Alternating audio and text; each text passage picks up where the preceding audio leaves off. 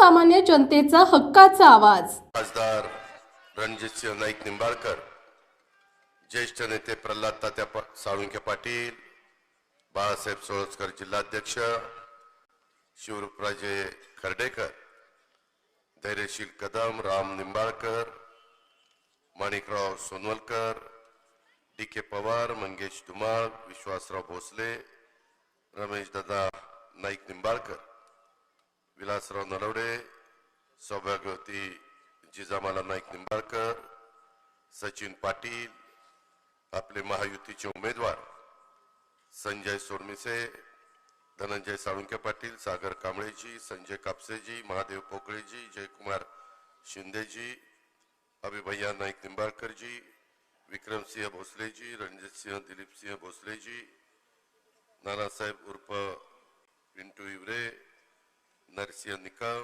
अमोल कराडे, सौभाग्यवती रेखाताई जाधव, अक्षय रुपनवर, सर्व माझे फलटण कोरेगाव विधानसभा मतदारसंघाचे सन्माननीय आजी माजी पदाधिकारी, प्रतिष्ठित मतदार बंधू भगिनी, ज्यांचा आता आपल्या सर्वांच्या साक्षीनं राष्ट्रवादी काँग्रेस पक्षामध्ये प्रवेश झाला, ते आपल्या सगळ्यांचे सहकारी चेतन शिंदे, प्रतिभाताई शिंदे, आपले सगळे विश्वास तुझं नाव विक्रम घेतलं का रे?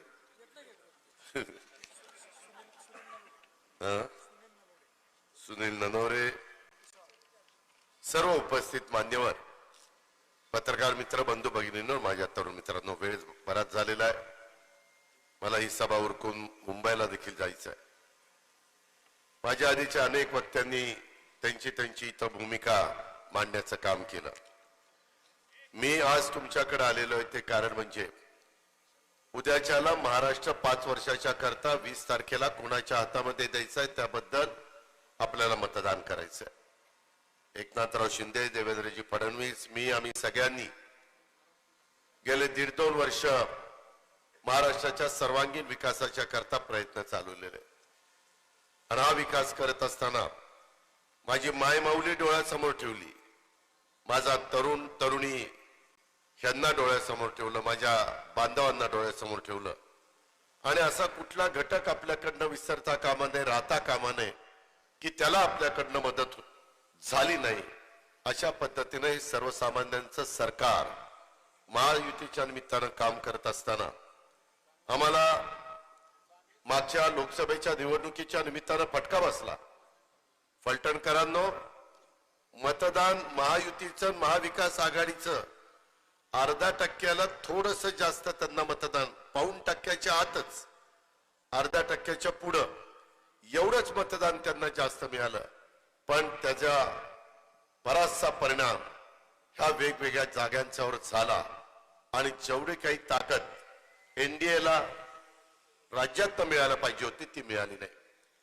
जसं आता बोलत असताना रणजितसिंह नाईक निंबाळकरांनी सांगितलं, पराभव झाल्यानंतर खचून जायचं नसतं, यश मिळाल्यानंतर हुरळून जायचं नसतं, आणि त्याच्यामुळं त्यांनी विचार केला, पुन्हा ते कामाला लागले। आम्ही देखील विचार केला की बाबा का आपण एवढे कामं करून कमी पडलो। एकतर त्यावेळेस थोडस पाण्याचं पाहिजे तशी परिस्थिती नव्हती, दुर्भिक्ष होतं, उन्हाळ्याची निवडणूक होती, आता एक्झॅक्ट पाऊस चांगला झालाय, पाणी सगळीकडे धरणं बिरणं भरलेली आहेत, विहिरींना चांगलं पाणी आहे। त्यावेळेस जे काही आमच्या मागासवर्गीय समाजाच्या डोक्यामध्ये बिंबवण्याचं काम करण्यात आलं की काय तर संविधान बदलणार, अब की बार 400 पार, लोकसभेला सरकार आणण्याच्या करता जागा लागतात 250, मग 400 पार का, तर यांना संविधान बदलायचंय, आरक्षण बदलायचंय, त्याच्यामध्ये घटना बदलायची, असा फेक नॅरेटिव्ह सेट केला। तो आमच्या मागासवर्गीय समाजाला थोडासा खरा वाटला। माझ्या मुस्लिम समाजाला तर असं सांगण्यात आलं की आता परत सरकार आलं की तुम्हाला सगळ्यांना गोळा करणार, पाकिस्तान बांगलादेशला देणार पाठवून, आणि त्यांनाही काय बाबा यांचं सांगता येत नाही, करतील बाबा. असं करून तेही सकाळी 7लाच आमच्या विरोधी रांगा लागल्या. मतदान सगळ्यांनी म्हणजे जिथं माझा मी पहिल्यापासून या अल्पसंख्याक समाजाला आधार देण्याचं काम, ताकद देण्याचं काम, मदत करण्याचं काम एक आपल्यातला तो घटक आहे, महत्वाचा आहे, हा मी विचार करत होतो. परंतु त्यांनी पण आम्हाला थोडस बाजूला केलं. हे सगळं होत असताना आदिवासी समाजाला पण असं वाटलं अरे संविधान बदललं तर आपलंही आरक्षण जाणार, आपलंही अडचणी निर्माण होणार. आणि मग आम्ही काहींना सांगितलं अरे तुम्ही आमदार लोकांना सांगा ना त्यांना की राष्ट्रपती ह्या आदिवासी समाजातून आलेले आहेत, द्रौपदी मुर्मू, काही काळजी करू नका. त्यांनी सांगितलं अरे राष्ट्रपती आपल्या शिक्का त्या मारणार आहेत, काही काळजी करू नका. अरे म्हणले कशाचे शिक्का मारतायत, संसदेच्या उद्घाटनाला त्यांना बोलवलं नाही, त्या कशाचं शिक्का काय करणार आहेत. झालं कुठनं कुठनं डोक्यातनं काय कल्पना काढल्या, झाली आमची वाटच लावली. बारामतीत वाट लावली, माढ्यात वाट लावली, ती सातारला त्या पिपाणीनं वाचवलं. तू तरी सारखी पिपाणी दिसली, 35,000 मत पिपाणीला गेली.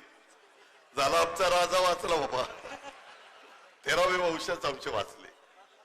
त्याच्यामुळं काहीतरी आमची थोडीफार इज्जत राहिली.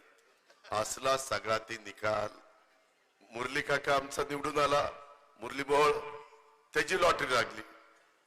म्हणजे मंत्रीपद एकाला द्यायचं होतं, तिकडं रावसाहेब दादा पवार, रावसाहेब दानवे पडले, इकडेही महाराज पडले.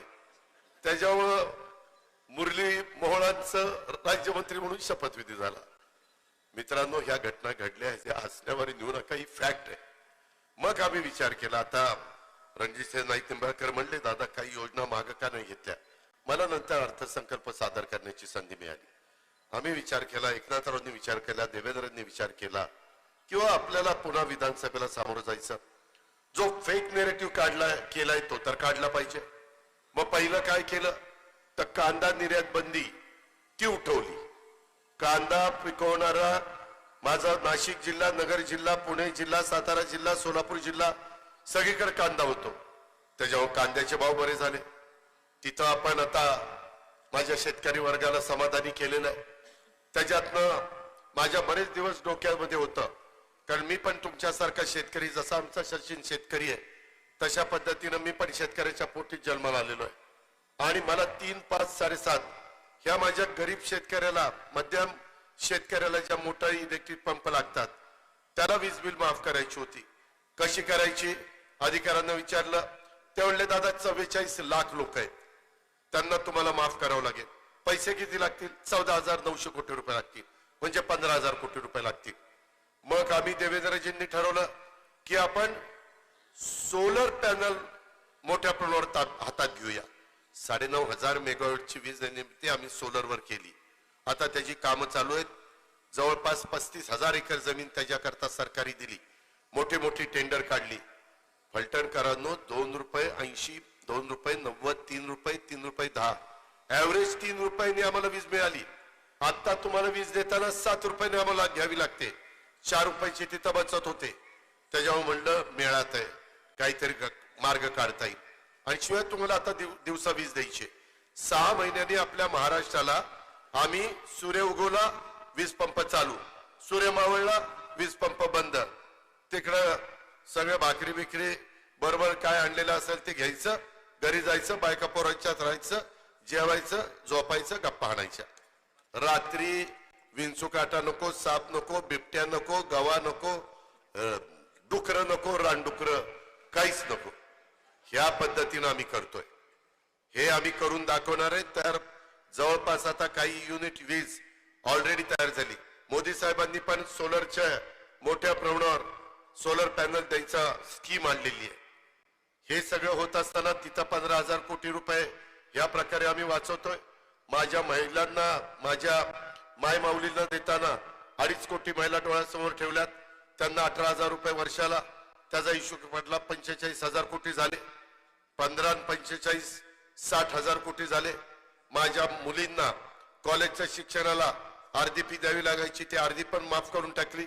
त्याला 2,500 3,000 कोटी रुपये लागत आहेत. 3 गॅस सिलेंडर तुम्हाला उज्ज्वला जे घेतात 52 लाख कुटुंब त्यांना द्यायचं ठरवलं. त्याच्यातनं काही पैसे आम्हाला लागणार आहेत. आमचं दूध जे गाईचं तुम्ही आम्हाला देताय सरकारला किंवा घालताय डेऱ्यांना, त्याच्यामध्ये आता 5 रुपये अनुदान होतं ते आता 7 रुपये केलं. 28 आणि 7 35 अशा प्रकारचा दर तुम्हाला दिलाय. आता काही मला शेतकरी म्हणले की दादा ऑगस्ट पर्यंतच पैसे आले, सप्टेंबर ऑक्टोबरचे राहिलेत, काळजी करू नका. आचारसंहितेच्या काळामध्ये लाभ देता येत नाही. ते आचारसंहितेचा भंग होता म्हणून तुमचे पैसे देताना आचारसंहिता लागायच्या आत, दिवाळीच्या आत तुम्हाला सप्टेंबर ऑक्टोबर नोव्हेंबरचे पैसे 3,000 दिले. असे 7,500 आतापर्यंत दिले का नाही दिले? अरे तुला काय माहिती, त्यांना माहिती. तुझ्या बायकोने सांगितलं का? आले आले, कारण अकाउंटला यांच्या पैसे आहेत, तुझ्या अकाउंटला काहीच नाही. तू बायकोला सांगितलं अगं दे ग दे ग, इतके दिवस ती मागायची, अरे दे रे, आता तू मागतो अरे दे ग दे. बरं जाऊ द्या. त्याच्यामध्ये माझ्या महिला, माझ्या मायमाऊलींना आम्ही समाधानी केलं, त्यांना सबल केलंय, सक्षम केलंय. ह्याच्यातनं ह्या सगळ्या योजना आणल्या. मित्रांनो, ह्या सगळ्याला मला निधी लागला 75,000 कोटी. मी बजेटमध्ये तरतूद केली. एकनाथरावांनी, देवेंद्रांनी फाईलवर सही केली आणि हे ओरडत काय होते, कोर्टात गेले, ही योजना बंद करा, मुख्यमंत्री माझी लाडकी बहीण योजना. का रे भाऊ, तुला काय त्रास होतो? तू सरकारमध्ये असताना दिले का?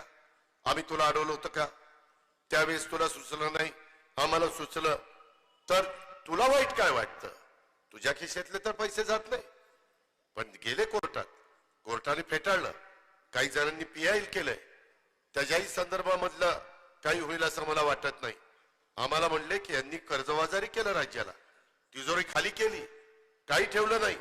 आम्हाला पण थोडीफार आर्थिक शिस्त आहे ना, आम्ही पण संस्था चांगल्या चालवल्या. आम्ही आईच्या पोटातनं निघालो, इथं उपमुख्यमंत्री नाही झालो. आम्ही तळागाळातनं पार विकास सोसायटीच्या पंचापासून इथपर्यंत पोहोचलेलो आहे. आणि त्यामुळे मी कधी संस्थांच्या मध्ये हलगर्जीपणा करत नाही. आज राज्यामध्ये नंबर 2 नंबरच्या बँका म्हणजे 1 आणि 2 जर कुठल्या आहेत तर सातारा जिल्हा मध्यवर्ती सहकारी बँक नंबर 1 ला आहे, पुणे जिल्हा मध्यवर्ती सहकारी बँक नंबर 2 ला आहे. अशा पद्धतीनं आपण संस्था चालवतो. आणि हे सगळं करत असताना त्यांनी आमच्यावर असे आरोप केले, पैसे यांना मिळणारच नाही, पहिले पैसे दिले तर अरे घ्या काढून परत हे मागे घेतील. आता भोवाळणी टाकलेली, कुठला लाडका भाऊ लाडक्या बहिणीला पैसे दिल्यावर परत घेणार? काय निर्लज्जासारखं सांगतात. ती सावत्र आहे म्हणून तसं सांगतात. आम्ही सख्खे. त्याच्यामुळं हे सगळं चाललंय. तरी ते आम्ही सोडून दिलं. तुमचे पैसे सगळ्यांचे अकाउंटला व्यवस्थित, भ्रष्टाचार नाही, डीबीटीला पैसे कुठं मध्ये कुणी काढायला नको, काही नको, अशा प्रकारे केलं. तुम्हाला माहिती फलटणकरांनो, 2-3 दिवसापूर्वी एक नेते दिल्लीवरून आले आणि म्हणले मी तुम्हाला खटखट पैसे देतो. आता जायला म्हणलं खटखट पैसे. मी म्हणलं कस काय? ते वाचलं पंचसूत्री कार्यक्रम, पंचसूत्री बर का. आणि या सगळ्यांनी बसून काढला. त्यांच्या ज्यावेळेस लक्षात आलं माझ्या मायमाऊली इतक्या मोठ्या प्रमाणावर महायुतीला मतदान करणार आहेत, त्या समाधानी आहेत, आनंदी आहेत. माझे बांधव, ह्या योजना पुढे 5 वर्षाच्या करता चालवायच्या. काँग्रेसच्या राजवटीमध्ये 2003 ला मोफत वीज केली, परंतु एक बिल 0चं दिलं, पुढे लगेच बिल द्यायला सुरुवात केली. विलासराव देशमुख मुख्यमंत्री झाले. तसं आम्हाला करायचं नाही. मी विलासरावांना म्हणलं, विलासराव आपण मतं घेतलीत लोकांचे, बरोबर नाही. ते म्हणले नाही अजितराव आपल्याला परवडणार नाही, आपण आता देऊन टाकू. आणि लोकही विसरले. आणि नंतर पुन्हा 2004 ला निवडून दिलं, 9 ला निवडून दिलं, चालूच होतं. असं करू नका. आता आपल्याला पुढे या योजना चालू ठेवायच्या, तर महायुतीचं सरकार आणावं लागेल. इथं आमच्या सचिनचं जी खूण आहे ती घड्याळाची खूण आहे. त्या घड्याळाच्या चित्रावर आपण बटन दाबण्याचं काम करा. तुमच्या योजना चालू. कोण मायचा लाल त्या ठिकाणी ती योजना बंद करू शकत नाही, कोणीही बंद करू शकत नाही. अरे वाटेल ते केलं तरी बंद करू शकत नाही. काल तर मुख्यमंत्री एका ठिकाणी म्हणले, अरे आम्ही जेलमध्ये जाऊ पण योजना चालू ठेवू. काय जेलमध्ये जायचं कारण नाही? आपण काही चुका केल्यात का? आपण काय घोटाळे केलेत का? आपण व्यवस्थित माझ्या मायमाऊलीला आधा आणि त्याच्यात जातीभेद केला नाही. सगळ्या जाती धर्माच्या महिला घेतल्यात की नाही? सगळे बांधव घेतलेत, सगळे शेतकरी घेतले की नाही? आज 19-20 केलं नाही आणि यांनी पंचसूत्री काढली. खर्च किती केलाय? 3 लाख कोटी. आपलं बजेट 6.5 लाख कोटी. पगारावर, पेन्शनवर आणि घेतलेल्या कर्जाच्या व्याजावर रिपेमेंट करायला 3-3.5 लाख कोटी लागत आणि वाटायचे 3 लाख कोटी. आणि मग काय बाकीचं टाळ्या वाजवत बसायचं? काय करायचं? काय राज्य कारभार कसा चालणार? खोटं बोलतायत, रेटून बोलतायत. त्यांनी सांगितलं आम्ही 1,500 नाही 3,000 करणार, म्हणजे 1 लाख कोटी रुपये लागतील. ते म्हणले फक्त मुलींना आम्ही कॉलेजचं शिक्षण फ्री देणार नाही, मुलांनाही देणार. तो तर आकडा कुठल्या कुठं चाललाय. परत म्हणले यांनी 5 लाखाची विमा संरक्षण दिलंय, आम्ही 25 लाख रुपये देणार, वर्षाला 25 लाखाचं विम्याचं संरक्षण. काही पण बेमान होऊन चाललंय. नंतर म्हणले जे सुशिक्षित बेरोजगार आहेत त्यांना आम्ही महिना 4,000 रुपये देणार, म्हणजे ते 1 कोटी धरले तर ते 40,000 कोटी. म्हणले आता आम्ही शेतकऱ्यांना 3 लाखापर्यंत कर्जमाफी देणार. अरे म्हणलं त्याला 50-60 हजार कोटी रुपये लागतील. वेळेत भरणाऱ्याला 50,000 रुपये देणार. काही पण चाललं ते बघितलं. अरे म्हणलं ही काय बनवाबनवी चालली, काय फसवणूक चालली? हा शिवशाहू फुले आंबेडकरांचा महाराष्ट्र आहे. तुम्ही काय लोकांची बदनामी करताय, तुम्ही दिशाभूल करताय. हे अजिबात चालता कामा नये. हे निव्वळ फसवा फसवी चाललेली आहे. ह्याचा विचार माझ्या फलटणकरांनी, महाराष्ट्रातल्या जनतेने केला पाहिजे. माझी तुम्हाला आग्रहाची विनंती आहे, मी करताना आर्थिक शिस्त बघून केंद्र सरकार आमच्या विचाराचं आहे. उद्या आम्ही जाऊन मोदी साहेबांना, अमित शहाना, नितीन गडकरींना, पियुष गोयलला, शिवराज सिंह चव्हाणला यांना सांगू शकतो. काय आपल्या अडचणी असतील तर त्याच्यामध्ये मदत मागू शकतो. हे मागू शकत नाही. हे निव्वळ काही ना काही नवीन आरोप करतात. भुजबळ साहेबांनी काल काही बोलले नाही तरी म्हणले भुजबळ साहेबांनी असं सांगितलं. भुजबळ साहेबांनी नाकारलं. पण एक चर्चा तर होती ना, कारण नसताना गैरसमज होतात ना. ह्या सगळ्या गोष्टी होताना आता मगाशी रणजितसिंह नाईक निंबाळकरांनी सांगितलं की बाबा आता आम्ही सचिन पाटलांना उमेदवारी दिलेली. शेतकरी आहे, डाळिंबाचा धंदा चांगला होता, आता काहीतरी सीताफळ केलेली आहे. शेतकरी असल्यामुळं मागचा होता ती शिक्षक होता. 15 वर्ष शिक्षकांनी इतकं शिकवलं की डोकं पार जाम झालं. काय कळलं सुचलंच आता काही. आता बास त्या बिंदूचा चेंदा मेंदा झालाय. आता शेती, आता शेतकरी. त्याच्यामुळं त्या शेतकऱ्याच्या घड्याळाच्या चित्राच्या शेजारचं बटन तुम्ही दाबायचं. मी काम करताना कधीही भेदभाव केला नाही. मी दीपकला पण 15 वर्ष मदत केली. त्याला खासगीत विचारा.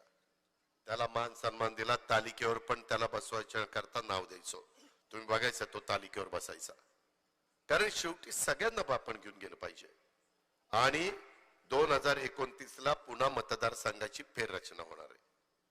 त्याच्यामुळं मतदारसंघ आरक्षण बदलली जातील. वेगवेगळे कुठेही आरक्षण त्या ठिकाणी पडतील. तो पुढचा काळ आहे. आता हा चांगल्या पद्धतीनं काम करेल, बोलतो चांगला, निर्व्यसनी आहे. मी त्याला विचारलं, म्हणलं मला सांगतोय बघा निर्व्यसनीच्या आयला कधी वास आला तर माझ्या असं सोडायचं नाही. नाही नाही म्हणलं दादा निर्व्यसनी आहे. रणजित सिंहने पण सांगितलं दादा बस बस उभा केलाय आता जरा बस. त्याच्यामध्ये आज एक गरीब कुटुंबातला व्यक्ती आहे आणि त्या सचिनला आपलं बहुमोल असं मत पाहिजे. हे मत देताना मी नीरा नदीच्या पलीकडे, तुम्ही नीरा नदीच्या अलीकडे. मित्रांनो, एकेकाळी हा फलटण तालुका अक्षरशः इथं संपन्नता होती. या तालुक्यामध्ये सगळं काही देण्याचा प्रयत्न त्या ठिकाणी झालेला होता. हे आपण सगळ्यांनी आजपर्यंत पाहिलेलं आहे. फलटण तालुका हे बघितलं तर राजांचा तालुका म्हणून या तालुक्याची ओळख. आणि ह्या तालुक्यामध्ये फलटणचं ग्रामदैवत श्रीराम आहे, त्यालाही मी वंदन करतो. द्रष्टे राजे मालोजी राईत निंबाळकर, श्री चक्रपाणी प्रभू यांच्या कार्याचं पण स्मरण करतो आणि त्यांनाही अभिवादन करतो. आज द्रष्टे राजे मालोजी राजेंनी त्यांच्या परीनं इथं सगळ्या गोष्टी करण्याचा प्रयत्न केला. त्याच्यानंतरच्या काळामध्ये स्वर्गीय कृष्णचंद्र भोईटे तुमचे आमदार झाले. त्याच्यामध्ये हिंदूराव निंबाळकर स्वर्गीय हे तुमचे खासदार झाले. स्वर्गीय हनुमंतराव पवार हे तुमच्या कारखान्याचे चेअरमन होऊन गेले. स्वर्गीय चिवणराव कदम हे आमदार झाले, जिल्हा परिषद त्यांनी गाजवली. स्वर्गीय सुभाषराव शिंदे यांनी दूध संघ त्या ठिकाणी चालवला. स्वर्गीय दादासाहेब खर्डेकर यांनी पण एक चांगल्या पद्धतीनं फलटणकरांना एक दृष्टी देण्याचं काम, नेतृत्व देण्याचं काम केलं. ह्या सगळ्या मान्यवरांना मी भावपूर्ण श्रद्धांजली अर्पण करतो. चांगली माणसं, तोला मोलाची माणसं माझ्या फलटणनी दिली. हे सगळे फलटणचे सुपुत्र आज नंतरच्या काळामध्ये श्रीमंत रामराजे निंबाळकर साहेबांच्याकडे तुम्ही सूत्र दिली. ही सूत्र दिल्यानंतर तालुक्याची चढती कामाला असायला पाहिजे. 95 ला अपक्ष आले, 99, 2004, 2009 हे माझ्या माहितीप्रमाणे राष्ट्रवादीमधनं आले. नंतर आम्ही MLC पण केलं, मान सन्मान ठेवला. मी तर एकदा वाईटपणा घेतला. शिवाजीराव देशमुख सभापती असताना भाजपची मतं घेतली, त्यांना तिथनं काढलं आणि रामराजे नाईक निंबाळकरांना सभापती म्हणून बसवलं. तुम्ही आठवा जरा, लोक विसरून जातात. पण बाबा आपण सगळ्यांचा मान सन्मान ठेवला पाहिजे. श्रीमंत राजेत त्याच्यामध्ये कुणाचा अपमान होता कामा नये. पण या सगळ्या गोष्टी करताना पालकमंत्री पद, इतर महत्वाची खाती, ह्या सगळ्या गोष्टी दिल्या. परंतु हे देत असताना मी भेदभाव कधी करत नाही. मी त्या विषयावर येतो. रणजित सिंह नाईक निंबाळकरांचं आणि रामराजेंचं जमलं नाही, बांधाला बांध पण नाही, का जमलं नाही मला काही कळायला मार्ग नाही. पण नेहमी त्यांची एकमेकाच्या बद्दल चुरस असायची. आम्हालाही वाटायचं की कशा करता. तुम्हाला पलीकड बारामती माहिती आहे, काकडे आणि आमची 3 पिढ्याची त्या ठिकाणी विरोधक आहे ना. 3 पिढ्या. मी आज सतीशरावांच्या बरोबर काम करतो. अभिजित सतीशरावांचा मुलगा आज आमच्या सोमेश्वर कारखान्याचा डायरेक्टर आहे. कुठं आपण भांडायचं, वाद कशाला घालायचा. विरोधाला विरोध करत असताना वेळ त्याच्यात जातो, विकासाला वेळ मिळत नाही. माणसं सांभाळण्यात वेळ जातो. ह्याला चुचकारा, त्याला चुचकारा, ही आज इकडे गेला, ती इकडे आला, त्याच्यातच वेळ जातो. बारामती तालुका मधल्या काळामध्ये अनेक वर्ष पुढे जाण्याचं कारण मला माणसं सांभाळावीच लागली नाही. मला फक्त कामं करता आली आणि त्याच्यामुळं सोमेश्वर कारखाना, माळेगाव कारखाना, माझ्या बारामती तालुक्यातले कारखाने आज अतिशय चांगला भाव त्या ठिकाणी आम्ही देतो. 3636 रुपये भाव, 500 रुपये आम्ही तुमच्यापेक्षा जास्त देतो. आमचाही सोमेश्वर एकेकाळी अडचणीत आला, त्यावेळेस माझा माळेगाव द्यायचा 600 रुपये भाव, सोमेश्वर द्यायचा 300 रुपये भाव. मी त्यांना सांगितलं तुम्ही माझ्या ताब्यात द्या, मी त्याला वटणीवर आणतो. वटणीवर आणलं, कारखाना चांगला चालवला. आज 571 रुपये भाव दिला, सरसकट दिलाय. ह्या पद्धतीनं चाललेलं असताना आज तुमच्याकडे 500 रुपये टनाला कमी. आणि मगाशी आमचे रणजित सिंह नाईक निंबाळकर सांगत होते की श्रीराम सहकारी साखर कारखाना, नाव श्रीरामाचं आणि दिलाय चालवायला. अरे कारखाना काढल्यानंतर 7 वर्षात कारखान्याचं रिपेमेंट आम्ही करतो आणि कर्जमुक्त करतो. तुम्ही 25 आणि 30 वर्ष चालवायला, अख्खी पिढी, आणि मग तुम्ही काय करताय. तुमच्यात धमक आणि ताकद नाही. अहो तुम्ही श्रीमंत राजे. आणि मग असं असताना तुम्हाला का कारखाना चालवता येत नाही. का कारखान्याच्या मोक्याच्या जमिनी विकल्या. मोक्याच्या जमिनी विकल्या तरी कारखाना पुन्हा आहेच आव्हाडांच्या ताब्यामध्ये. 500 रुपये टनाला कमी.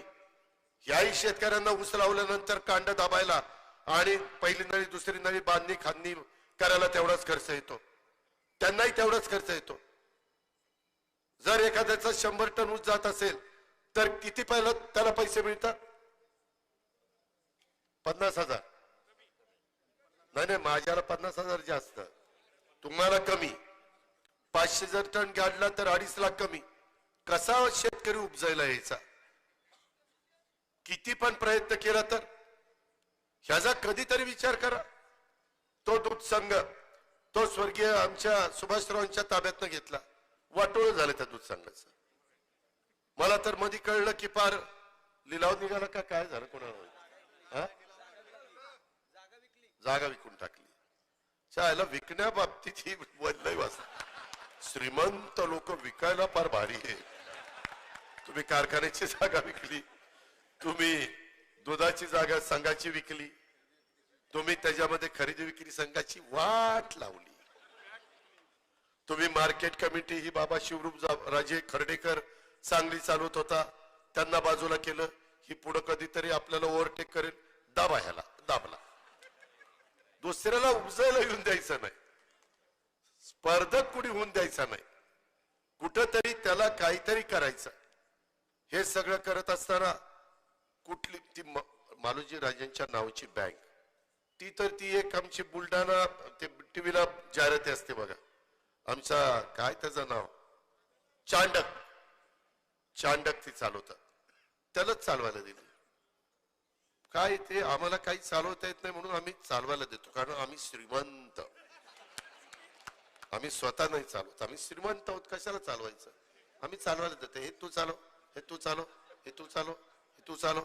आता आमदार की ह्याला चालवायला देऊन टाका. मग मी बघतो कसं काय काम होत नाही. तिकडं रणजित सिंह दादा आहे आणि इकडं अजित दादा आहे आणि त्याच्यामध्ये सचिन आहे. गमतीचा भाग जाऊ द्या, परंतु आम्ही कामाची माणसं, आम्हाला काम करायला आवडतं. आम्ही संस्था उत्तम चालवल्या. तुम्ही म्हणाला आमच्या संस्थेचा पंचनामा केला, श्रीमंतांच्या संस्थेचा पंचनामा केला. तुझं काय रे? माझं सांगतो, या ना दाखवतो तुम्हाला माझं काय आहे ते. माझ्या दोन्ही कारखाने चांगले भाव देतात, माझा खरेदी विक्री संघ उत्तम चाललेला आहे, माझी मार्केट कमिटी अतिउत्तम चाललेली, माझ्या इथला दूध संघ उत्तम चाललेला आहे. डीके पॉवर चाललाय का नाही? एक नंबर. भावकीचं समर्थन आहे मला. त्याच्यामध्ये माझी बारामती सहकारी बँक उत्तम चाललेली, माझी पुणे जिल्हा मध्यवर्ती सहकारी बँक उत्तम चाललेली. कुठली आमची तालुक्यातली संस्था चुकीची चाललेली नाही. मी कुणाला चालवायला दिलेलं नाही. मी श्रीमंत नसल्यामुळे आम्हाला चालवावं लागतंय. आम्हाला दुसऱ्याला देऊन चालत नाही. आणि मला एकदा त्यांना सांगायचं की बाबा तुम्ही अजून राष्ट्रवादी काँग्रेसमध्ये, श्रीमंत राजे, तुम्ही उघड उघड त्या दीपकच्या प्रचाराला जावा. मग मी पण बघतो तुम्ही आमदार कस काय राहता. मी त्याच्यामध्ये ऍफिडेव्हिटच मी करणार आहे, कारण पक्षाचा जे काही नियम असतो, पक्षाच्या शिस्त कुणाला मोडता येत नाही. त्याच्यामुळं श्रीमंत राजे बैठका घेऊन दरवाजे लावून चर्चा करतायत, हे शोभत नाही आपल्याला. आपण श्रीमंत आहात, आपण राजे आहात. काय म्हणतील वरची लोक, खालची काय म्हणतील ती राहू द्या, वरची काय म्हणतील. तर असं नाही चालत बाबांनो. द्या ना, तुम्ही आता तिकडे गेल्या ना, द्या त्या आमदारकीला लात मारा, त्याच्यामध्ये जावा. तुमच्यात खरंच धमक आणि ताकद असेल ना, तुम्ही आमदारकीला लात मारून तिकडे जावं, मला काय वाटणार नाही. परंतु हे काय आमदारकी पण टिकवायची आणि वेगळ्या पद्धतीनं प्रचार करायचा, हे बरोबर नाही. मगाशी मी प्रल्हाद पाटलांचं पण ऐकलं आणि आमच्या रणजित सिंह नाईक निंबाळकरांचं पण ऐकलं. दत्त इंडिया कारखाना, मी साखरवाडीत बोलतोय, साखरवाडीत. आणि महाराष्ट्राला माहितीये मी जे बोलतो ते करतो, हे महाराष्ट्राला माहितीये. तुम्ही कामगारांनो साखरवाडीच्या, तुम्ही व्यवस्थितपणे तुमचं काम करा. ती दत्त इंडियाचे कुणी लोक असू द्या, तुमच्या केसाला पण धक्का लागणार नाही, केसाला. हा माझा शब्द आहे. तुम्ही निदाड्या साथीनं काम करा. तुम्ही इतके दिवस दबून राहिलेले आहेत, तुम्हाला दाबून ठेवलेलं आहे. दबून राहून खोली आपले लोकशाही आहे. घटनेचे शिल्पकार डॉक्टर बाबासाहेब आंबेडकरांनी आपल्याला अधिकार दिलाय. सगळ्यांना एकसारखा अधिकार आहे. ही दावादाबी नाही चालणार. तुम्ही अजिबात काही घाबरू नका. मगाशी मी विक्रमचं भाषण ऐकलं. अरे आम्ही 25-15 करोड रुपये दिले, 30-54 पैसे दिले, डीपीडीसीचे पैसे दिले, आमदार निधी दिला, बजेट मधले पैसे दिले, माझ्याकडे ठोस तरतूद असायची त्याचे पैसे दिले. माझ्याकडचे रस्ते चांगले होतात आणि साखरवाडीला येताना काय रस्त्याची दुर्दशा. श्रीमंत राजे हे आपल्याला शोभत नाही, हे शोभत नाही. त्याच्या संदर्भामध्ये आपण विचार केला पाहिजे. जर आम्ही आता इकडं पूल करतोय, रस्ते करतोय, नॅशनल हायवे करतोय, रेल्वेच्या बद्दल देखील मधल्या काळामध्ये खासदार असताना आमचे रणजितसिंह नाईक निंबाळकर माझ्याकडे आले, म्हणले दादा इथं जरा अडचणी आली, तुमच्या प्रांताला सांगा. मी त्याच्यामध्ये भेदभाव केला नाही. मी ताबडतोब प्रांताला सांगितलं हे विकासाचं काम आहे, रेल्वे सुरू झाली पाहिजे, आणि त्या पद्धतीने आम्ही त्याच्यात मार्ग काढला. ही वस्तुस्थिती आहे. एकदा मागे 2.5 वर्ष उद्धव ठाकरेंच्या बरोबर माझं सरकार होतं आणि तेव्हा एकदा माझी यांची सह्याद्रीला मिटिंग झाली आणि एकदा मला देवगिरी बंगला जो सरकारने वापरायला दिलाय, राहायला दिलाय, तिथं मिटिंग झाली. त्यांनी सांगितल्यानंतर तर मी आश्चर्यचकित झालो. ह्या बाबाला अॅट्रॉसिटीचा गुन्हा दाखल करून फार ह्याची वाट लावायचं चाललेलं होतं, जेलमध्ये टाकायचं. अरे ही काय पद्धत. अरे आपल्या विरोधात एखादं गाव गेल्यानंतर ते गाव का विरोधात गेलं, त्याला पुन्हा आपलंसं करण्याच्या करता कुठं आपण कमी पडलो हे शोधलं पाहिजे आणि त्याला आपलंसं केलं पाहिजे. आता बारामतीमध्ये मला 48,000 मतं लोकसभेला कमी पडले. आता ती भरून काढून मला पुढे लीड घ्यायचंय. त्याच्यामुळे मी करणार ना काम, मी समजून घेणार ना काय बाबा बारामतीकरांनो काय झालं. ते म्हणतात नाही लोकसभेला ताई, विधानसभेला दादा. आता ती दादा आहे ती अजित दादा शेवावजी झालं. मित्रांनो ते माझं मी बघतो, तुम्ही काळजी करू नका. पण मी त्यांना नंतर ज्यांना कुणाला बोलायला पाहिजे होतं त्यांना बोललो, म्हणले असलं नाही, इतकं दरिद्र खालच्या पातळीचं राजकारण नाही. अरे प्रत्येक जण आईच्या बापाच्या पोटी जन्माला येतो. नियतीचं काळाचं बोलावणं आल्यानंतर इथल्या प्रत्येकाला जायचंय, कुणी इथं थांबायला आलेलं नाहीये. अरे पण जाताना काम करताना एवढी दुश्मनी कशा करता घ्यायची, एवढा कुणाचा पार वाटोळ करून काय आपण मिळवणार आहे. त्यामध्ये ही जी गोष्ट आहे ही आपण लक्षात घ्या. म्हणून मी त्यांना त्या ठिकाणी मदत केली. मला त्यांच्याबद्दल पण खूप काही लोक सांगायचे, हे असं करतात, हे तसं करतात, ते रणजितसिंह नाईक निंबाळकर फार जोरात कठीण काम आहे. म्हणलं काय कठीण काम आहे. म्हणले कोणाला ऍडव्हान्स दिला आणि त्याने परत नाही केला की कारखान्याच्या गेटच्या आतमध्ये घेतात आणि जे हंटर टोकून काढतात की विचारतात सोय नाही.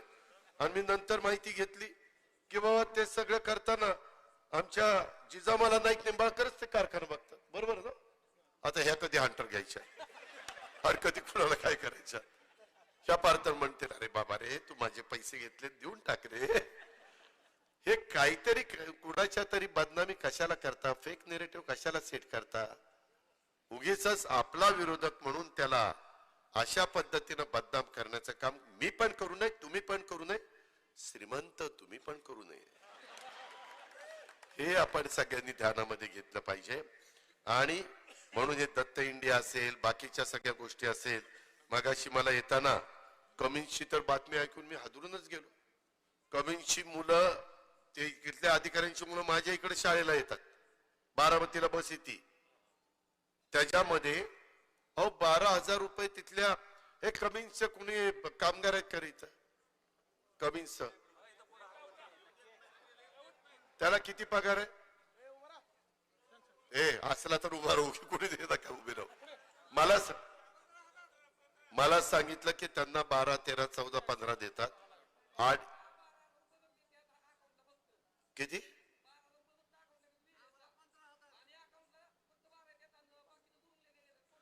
अरे पण त्याला किती मिळतात तुमच्या.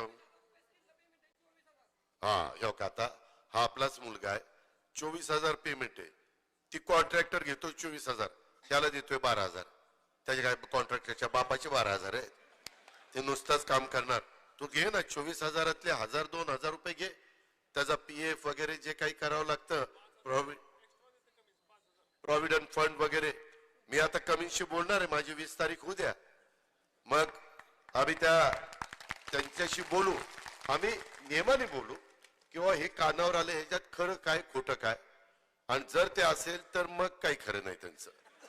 त्या कॉन्ट्रॅक्टरला मग असं काय ते बघतोच. मग त्याच्यामध्ये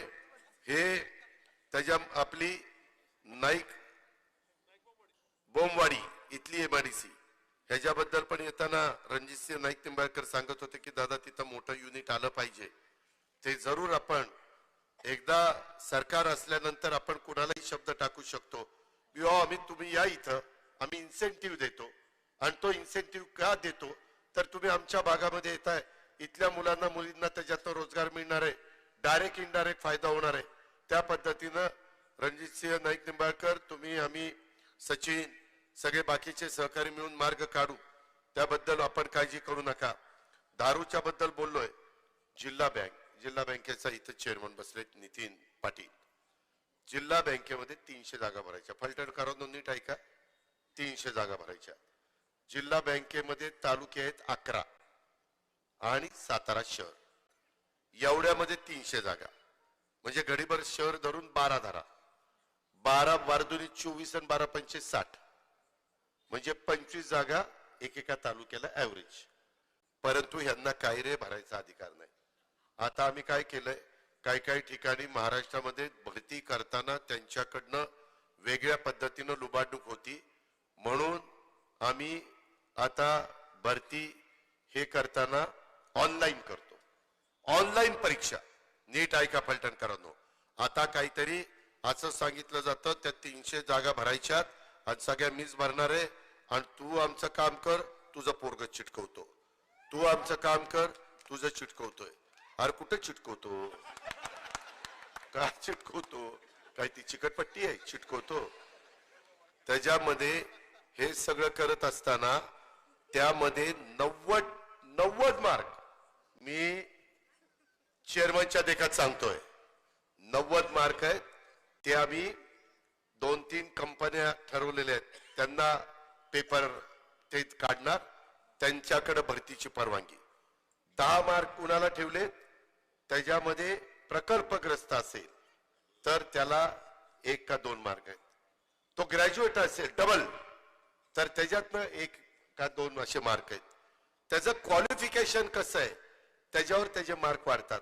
10तले 5 मार्क तर असेच त्याच्या असेल तर मग वाढतील, आणि फार तर फार 2-4 मार्क अगदी डायरेक्टरला कदाचित देता येतील, नाहीच देता येणार, पण ही परिस्थिती आहे. त्याच्यावर ऑनलाईन भरती आहे, काही त्याच्यात फसू नका. मी खोटं बोलणार नाही, मी राज्य सरकारचा उपमुख्यमंत्री आहे. सहकार खातं माझ्या सहकारी दिलीप वळसे पाटील साहेबांच्याकडे आहे, त्याच्यावर मी कदापि तुम्हाला चुकीचं सांगणार नाही. आणि ह्या पद्धतीनं ती 300ची भरती होणार आहे. त्याच्यामध्ये ही निवडणूक तुमच्या फलटणकरांचं भवितव्य ठरवणारी निवडणूक आहे.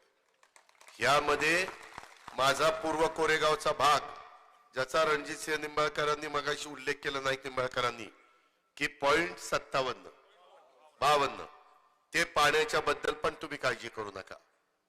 कारण आम्ही दोघं, ते भाजपचे नेते आहेत, मी राष्ट्रवादीचा नेता आहे, त्याच्यामध्ये आम्ही दोघं एकत्र असल्यानंतर काही काळजी करायचं कारण नाही. ते पण काम आम्ही त्या ठिकाणी करू.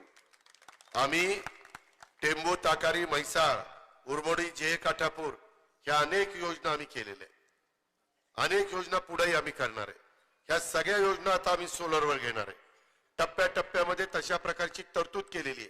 का तर माझ्या शेतकऱ्यांना लाईट बिल भरावं लागू नये, पाणीपट्टी त्यांनी भरावी, मेंटेनन्स खर्च भरावा, म्हणजे त्याचा भार कमी होईल. ही आमची लाईन आहे, ही महायुतीची लाईन आहे.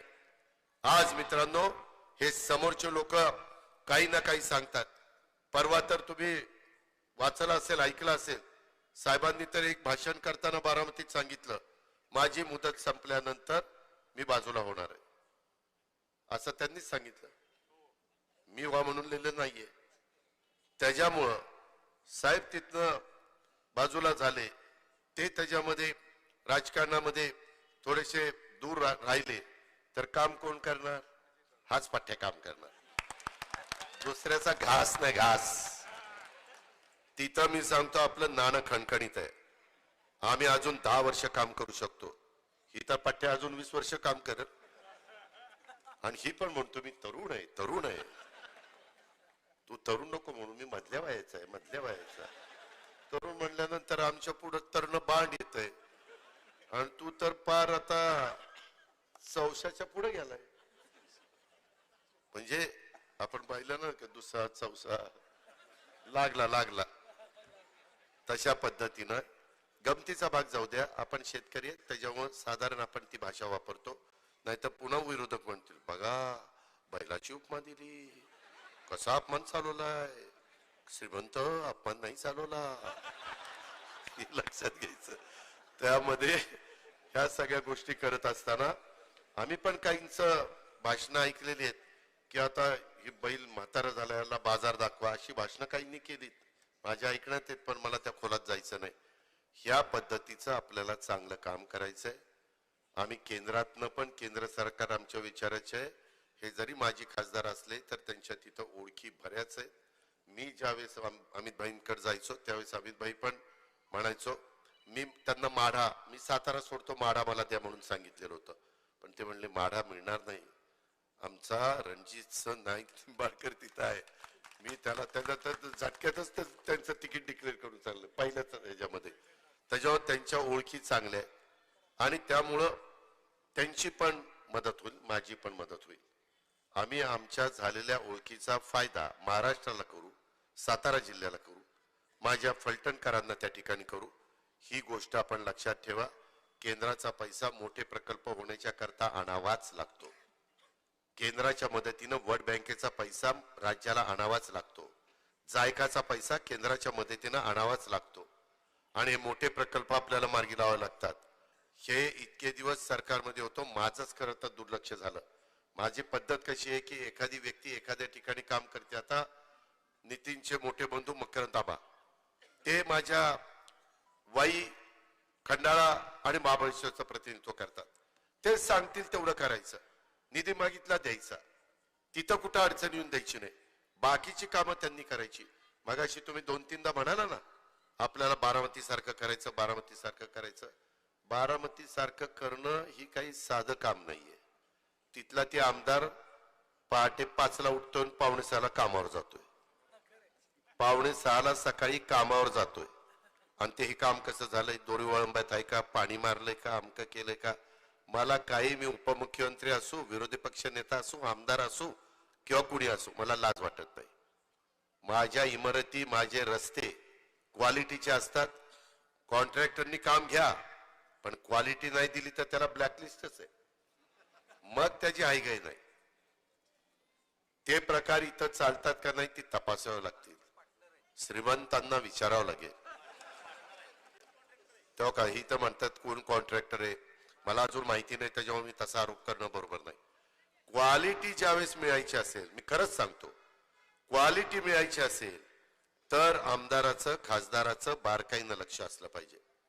सुप्रिया तर माझी बहीणच होती, ती म्हणायची दादा तूच ते सगळं काय बघतोय तर तू बघ.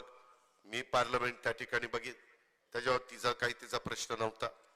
आणि आम्ही बारकाईनं, का बरं माझा स्वभाव कडक आहे, मी काम करायला कामाचा माणूस आहे. पण कुणी चुकीचं काम केलं, संस्थेमध्ये घोटाळा केला की त्याला घरी थांबायचंच नाही, तू घरी जायचं. तुला संधी दिली, तुला संधीचं सोनं करता आलं नाही, त्याला माझा काय दोष आहे. मी तुमच्या संस्थेमध्ये काही हस्तक्षेप केलाय नाही. तुम्ही तुमच्या संस्था चालवा, म्हणजे जे संस्था चालक आहे त्यांनी, पण त्यांनी तिथं कुठंही गडबड करायची नाही. जी जबाबदारी त्यांच्यावर दिली ती जबाबदारी उत्तम पद्धतीने त्यांनी पार पाडायची. म्हणून ती बारामती झालेली आहे. सगळ्यांनी तिथं जीव ओतून काम केलंय, म्हणून तिथं बदल झालेला आहे. तिथं विक्रम, आम्ही निधी पण चांगल्यापैकी दिला. आम्ही निधी देताना गावांना वेगवेगळे निधी देतो. आमची एक अपेक्षा असते, तो निधी सत्कारणी लागावा. पै हा तिथं नीटपणे समाजाच्या भल्याकरता खर्च व्हावा ही आमची भावना असते. आणि कारखान्याने दादा 5 वर्ष झालं कर दिलं नाही. 5 वर्ष नोंदी सुद्धा करून घेत नाही. व्याजासकट वसूल करून देतो, काळजी करू नका.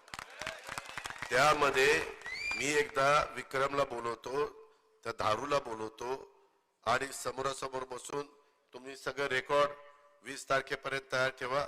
मला साखरवाडी एकतर्फी करून द्या घड्याळाला. यायला बघा मी तुमचं काय करून टाकतो. सगळं बॅकलॉग भरून काढतो. विक्रम मी खोटं नाही सांगत, बॅकलॉग भरून काढतो. तुम्हालाच वाटेल की आयला हे बोललो तसं वागला बाबा. त्याला ह्या पद्धतीनं मी माग सातारची सीट सोडली त्यावेळेस साताराकरांना बाळासाहेब आहेत, नितीन आहे, बाकीचे सगळे साक्षीदार आहेत. मी सांगितलं होतं तुम्हाला खासदारकी देईन, तुम्ही म्हणाल त्याला खासदारकी देईन. इकडंच मी कुणाच्या त्या हॉटेलवर कुठं मिटिंग झाली रे, कुठं वाठारच्या तिथं, हा वॉटर स्टेशनच्या पुढं आपण आदरकी मार्गे वळतो ना, आदरकीलाच, हा आपल्याच कार्यकर्त्याचं ते हॉटेल आहे. तिथं मल्हारला मिटिंग झाली. मी त्यांना म्हणलं तुम्ही काळजी करू नका. तिथं त्यांनी सगळ्यांनी नितीन पाटलाचं नाव दिलं, नितीन पाटलाला खासदार केलं. नितीन पाटील आणि बाळासाहेब सोळसकर, आता तुमच्यावर एक तर आपण इथं फार कमी जागा लढतोय. एक तर फलटणची जागा, एक तर वाईची त्या ठिकाणी जागा, बाकीची जागा शिवसेना लढते, बाकीच्या जागा भाजप लढतंय. आपल्याला ह्या जागा चांगल्या मताधिक्यांनी विजयी करायच्या. तुम्हाला दोघांना तिथं लक्ष द्यावं लागेल. बाकीकर कुठं जास्त जायचं कारण नाही. आणि फलटणकरांनो, कोरेगावकरांनो, कोरेगावचे पण काही मंडळी आलीत, त्यांना सगळ्यांना मला सांगायचंय की आपण मला साथ द्या. मी राज्याचं नेतृत्व त्या ठिकाणी करतोय. राज्यात आज जे काही लीडर वेगवेगळ्या पक्षामध्ये आहेत त्याच्यामध्ये जी नावं घेतली जातात, एकनाथ शिंदे, देवेंद्रजी आहे, मी आहे, उद्धव ठाकरे आहे, त्याच्या संदर्भात नाना पटोले, बाळासाहेब थोरात आहे, जयंत पाटील आहे, ही 8-10 लोक आहेत ना, ह्याच्यापेक्षा जास्त नाही ना. आणि आपण, माझं साताऱ्याच्या बद्दल, मी पहिला पालकमंत्री या जिल्ह्याचा झालो 99 ते 2004. आपण सगळ्यांनी मिळून तर राष्ट्रवादी काँग्रेस पक्षाची ताकद वाढवली. त्याच्यानंतर मी पुणे जिल्ह्याच्या राजकारणात जास्त लक्ष दिलं. आपल्याला हा स्वर्गीय यशवंतराव चव्हाण साहेबांचा मतदारसंघ आहे. सुसंस्कृत राजकारण कसं करायचं असतं त्याची शिकवण चव्हाण साहेबांनी आपल्याला दिलेली आहे. त्या रस्त्याने गेलं तरच महाराष्ट्राचं बल होणार आहे. दुसऱ्या कुणाचं ऐकून चालणार नाही. आणि काळानुरूप बदल होत असतात. माझी आपल्याला विनंती आहे, माय माऊलींनो लक्षात ठेवा, कुणी काही त्याच्यामध्ये काही आमिष दाखवण्याचा प्रयत्न केला, काही त्याच्यामध्ये अति काही सांगण्याचा प्रयत्न केला तर त्यावर विश्वास ठेवू नका. तिथं ते खोटं बोलतायत, दिशाभूल करतायत, ते घाबरलेले आहेत आणि म्हणून 3 लाख कोटीचं वाटप करायला निघालेले आहेत. एवढे ते करूच शकत नाही. ही आपण गोष्ट लक्षात ठेवा. माझ्या सगळ्या बांधवांना विनंती आहे, साखरवाडीमध्ये एवढी मोठी सभा होईल मला वाटलं पण नव्हतं. त्याच्यामुळे मी थोडंसं विस्तृत बोललेलो आहे. मला कुणाच्या बद्दल आकस आहे, राग आहे, अजिबात नाही. परंतु काळानुरूप काहींनी थांबलं पाहिजे. त्याच्या संदर्भात नवीन लोकांना पण संधी दिली पाहिजे. आणि त्याच्यातला नवीन चेहरा हा सचिन पाटलांच्या रूपाने त्या ठिकाणी आलेला आहे. आणि म्हणून माझी तुम्हाला आग्रहाची, नम्रतेची, कळकळीची विनंती आहे, तुमचे जे जे काही प्रश्न आहेत, जे जे राज्य सरकारच्या हातात असतील ते आम्ही तुम्हाला सोडून देऊ. आणि जे केंद्र सरकारच्या हातात असतील, जरी रणजित सिंह नाईक निंबाळकर पराभूत झालेले असले तरी माझी खासदार या नात्याने तिथं जे मंत्रिमंडळ आहे ते सगळं त्यांच्या ओळखीचं आहे. ते आणि मी, आम्ही दिल्लीला जाऊन तुमचे केंद्रातले पण प्रश्न मार्गी लावू. दुसरं कुणी मार्गी लावू शकत नाही. तुम्ही ज्यांना खासदार निवडून दिलं तेही तिथं जाऊन मांडू शकत नाही. मला माहिती आहे, मी त्यांच्याबरोबर काम केलेलं आहे. त्यांची कामाची पद्धत मला माहिती आहे. त्याच्यामुळं ठीक आहे, चूक झाली, माणूस चूक करतो, झालं गेलं गंगेला मिळालं, हेही विसरून कामाला लागलेले. तुम्ही आता ती चूक दुरुस्त करण्याची संधी मात्र विधानसभेच्या निमित्तानं तुम्हाला आलेली आहे, जसं माझ्या बारामतीकरांना आलेली आहे तशी तुम्हाला आलेली आहे. तेही चूक दुरुस्त करतील, ती चूक म्हणता येणार नाही, परंतु त्यांनी जे काही केलंय त्याच्यामध्ये आता तिथं आमदार या नात्याने ते मला संधी देतील, इथं तुम्ही सचिन पाटलाला आमदार या नात्याने संधी द्या, हीच आग्रहाची नम्रतेची कळकळीची विनंती माझी आपल्याला सगळ्यांना ह्या निमित्तानं आहे. आपल्याला फलटण शहर स्वच्छ सुंदर बनवताना या शहराला ग्रीन सिटी करण्याचा आपला प्रयत्न मी करून दाखवलाय. बारामतीमध्ये या बघा काय केलंय ते.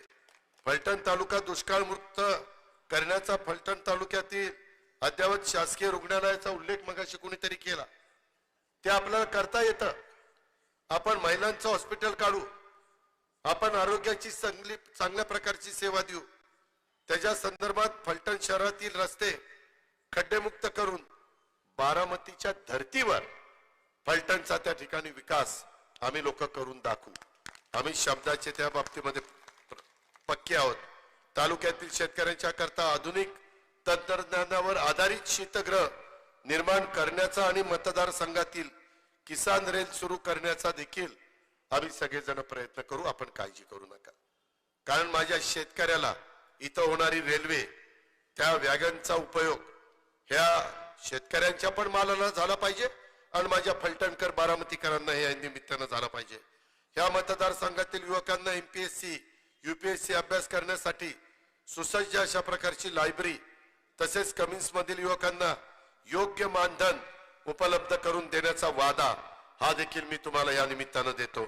आणि युवकांच्या साठी अद्ययावत क्रीडांगण निर्माण करून तालुक्यात एक चांगल्या प्रकारचं शैक्षणिक संकुल, कारण मगाशीच रणजित सिंह नाईक निंबाळकरांनी सांगितलेलं आहे, माझी परिस्थिती चांगली आहे, बायको कारखाना उत्तम बघती, 2 मुली आहेत, त्याच्यावर जावईच येणार आहेत, काही बाकी कुणाला ठेवायचं कारण नाही, त्याच्यामुळं मी माझं डोकं चालवीन, तुम्ही तुमचे पैसे त्या ठिकाणी द्या, कारण तुम्ही श्रीमंत नाहीये. आणि आपण काही मी CSR मधनं पण त्या ठिकाणी देईन. चांगल्या प्रकारे एक इंग्रजी माध्यम आणि ITIच्या संदर्भात जरा सेंट्रलला कशी जागा उपलब्ध होती ती पहा. त्याच्यामध्ये ITIचे वेगवेगळे कोर्सेस, जे कोर्सेस केल्यानंतर माझ्या इथल्या शेतकऱ्यांच्या मुलाला मुलींना त्या ठिकाणी काम मिळेल अशा पद्धतीचं शैक्षणिक संकुल आपण त्या ठिकाणी उभं करून दाखवू. आणि तालुक्याच्या युवकांना रोजगार उपलब्ध करून देण्याच्या करता नाईक बोमवाडी येथे लवकरच MIDC जी सुरू करण्याचा सुतोवाच मगाशी आमचे रणजित सिंह नाईक निंबाळकरांनी केला, त्याही बद्दल आणि तालुक्यात नवीन महावितरण पॉवर स्टेशन निर्माण करण्याच्या बद्दल आणि बस थांब्यावर चार्जिंग स्टेशन निर्माण करण्याच्या बद्दल आणि शहरामध्ये भूमिगत अजून वायरिंग पण नाहीये, माझ्या इथे सगळे भूमिगत वायर केलेली आहे, त्याच्यातनं तो पुरवठा आपण करण्याचं काम करू.